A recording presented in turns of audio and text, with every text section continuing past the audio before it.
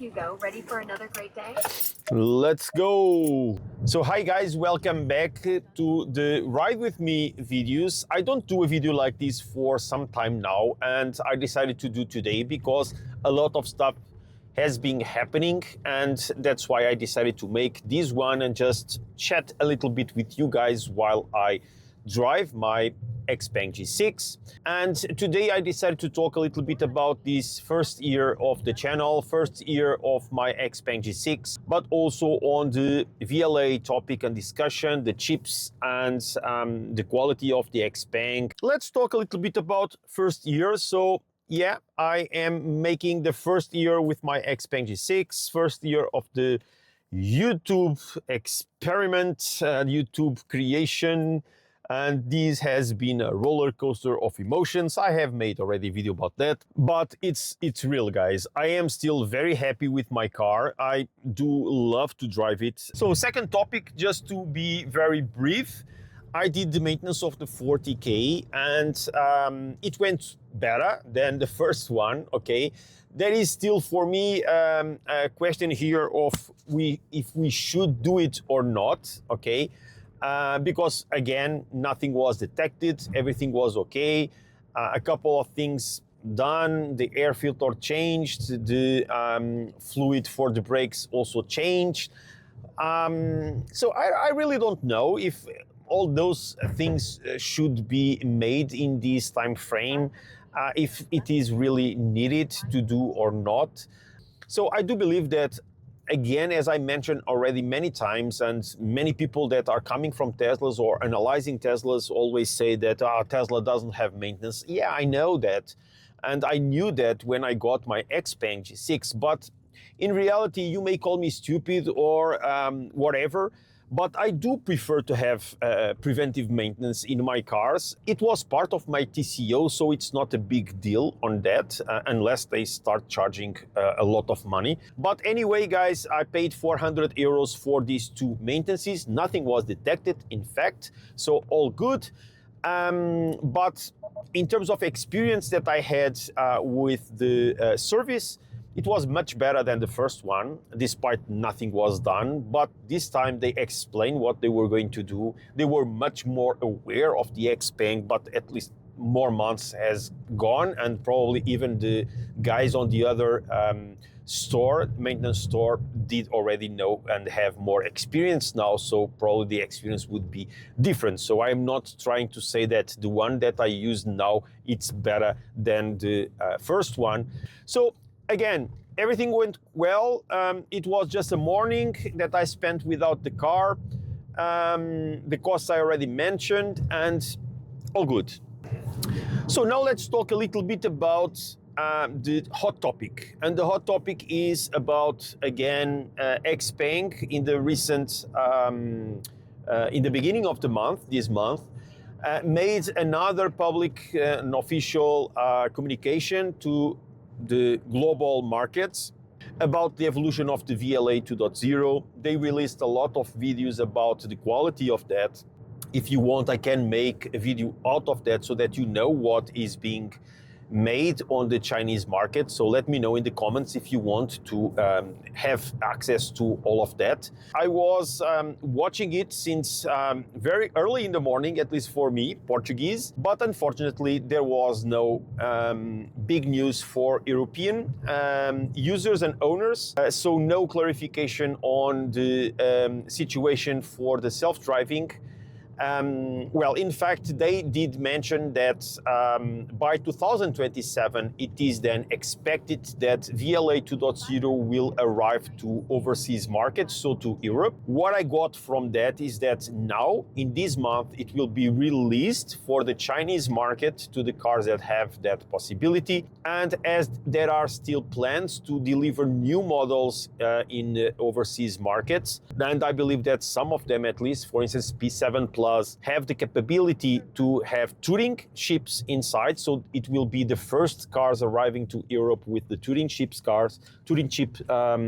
included. Then I believe that XPeng can start delivering at least some of the VLA 2.0 features and functionalities to Europe. So that's why I believe that they said that in 2027 they expect that VLA 2.0 arrives to overseas markets. So basically, I believe that they will take this opportunity now from March 2026 to the end of the year to deliver that in China. It's the market that they know better. Probably at the same time, they will execute a couple of tests in Europe. So they probably have some exclusions and authorizations to do some tests in Europe so that they can adapt already the system in terms of language to then react to the rules that are somehow different from the Chinese ones. But they will put the system on tests in China and adapt it, fine-tune it over there. That's where they can control the system better.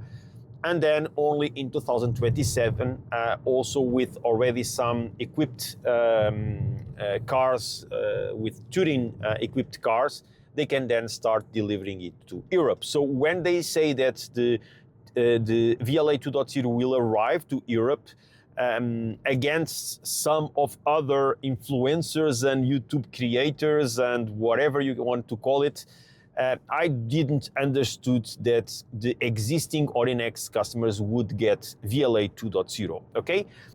I hope that I am wrong, that they are the correct ones, but what I understood from the conversation is that Europe will get to VLA 2.0 on 2027, mainly because legislation will allow and also because cars will be then equipped with the right hardware configurations.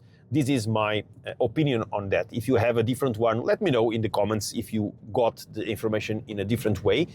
And then he also mentioned something that was not good for us because he said that they don't have capacity to invest to homologate, because he talked about DCAS 2.0, that it's mainly highway NGP, and he did mention that there is no investment budget to homologate that on the current systems, because then they would have to homologate that twice.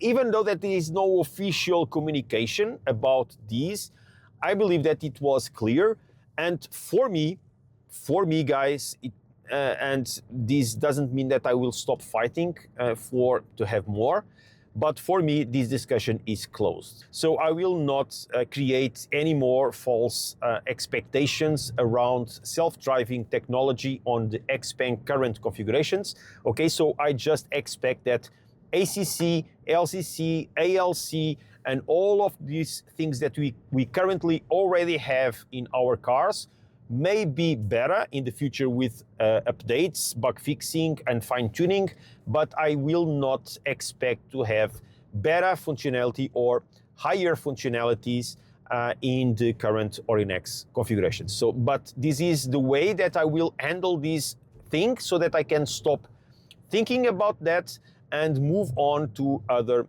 relevant topics, okay? So, but this doesn't mean that I believe that XPeng will stop supporting our cars, okay?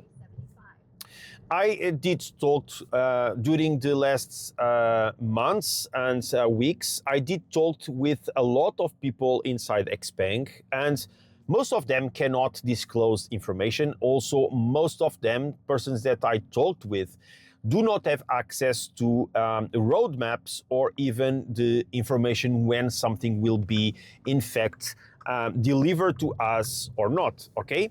So it's important to state this so that I don't create, again, false expectations. So it was just personal conversations, okay, that I will not disclose in total, but I can tell you guys that there are many changes inside XPeng in terms of organization structure and teams and who handles who and how people are organized, because you probably saw that there was a big change in terms of organizational structure in XPeng because they have put the cockpit and also the self-driving in the same AI department, okay?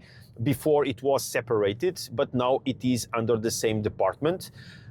So they have now a lot of changes inside XPeng, and this is also why I believe that now the managing of all of these is taking a little bit of more time, because even they are making a lot of restructuring inside the company.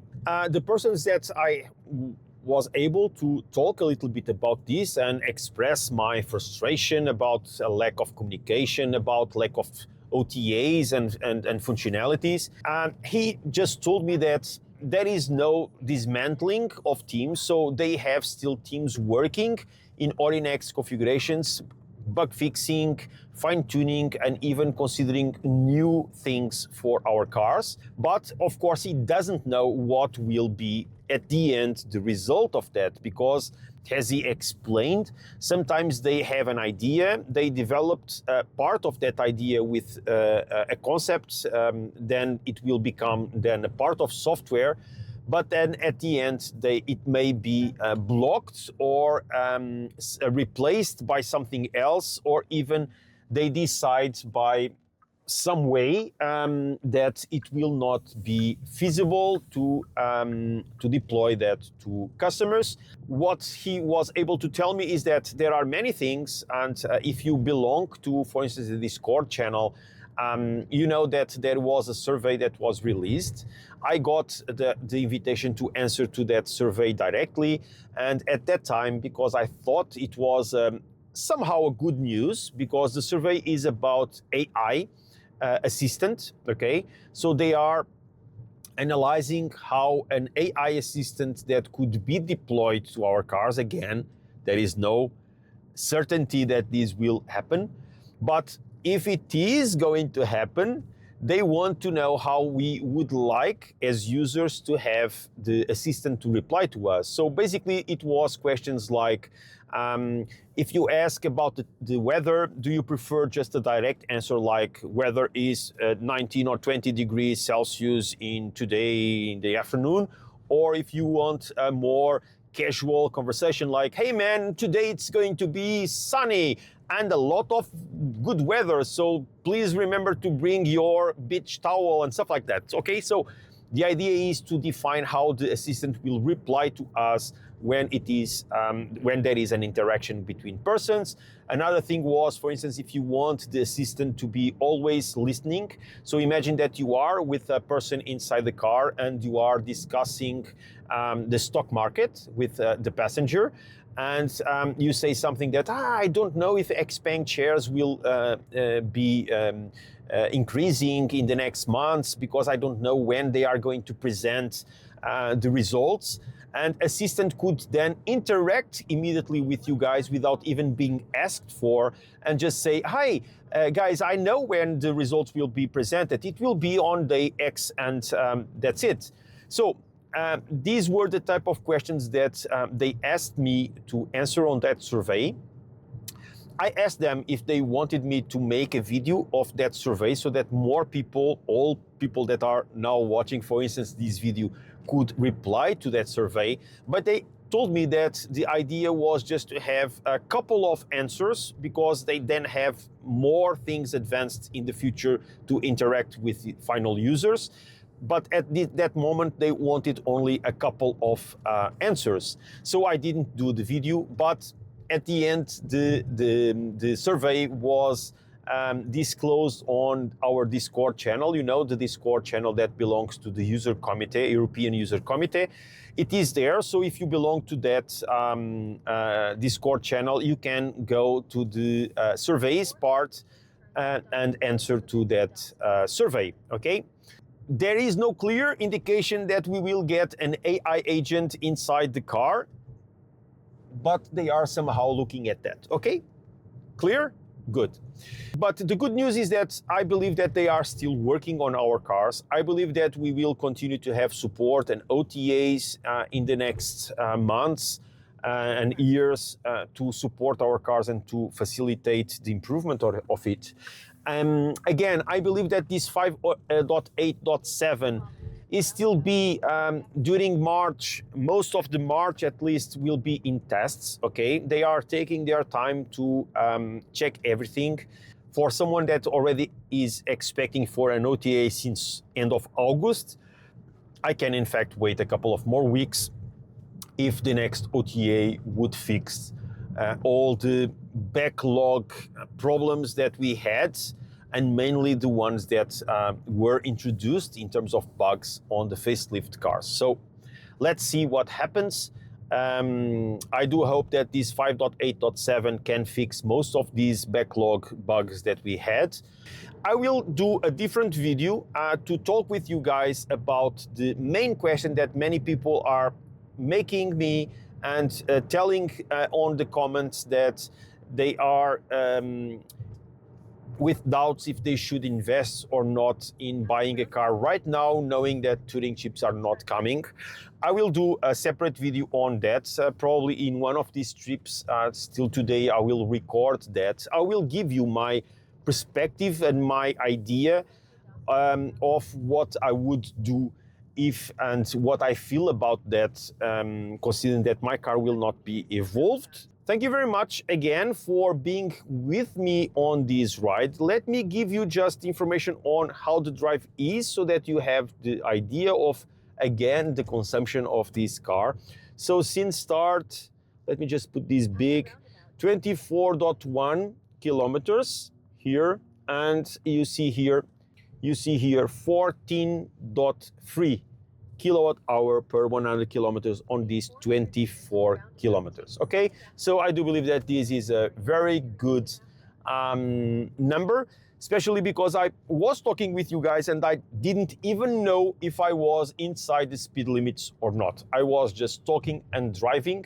So guys, thank you very much again. I hope to see you in the next one, and I hope to see you around. Bye.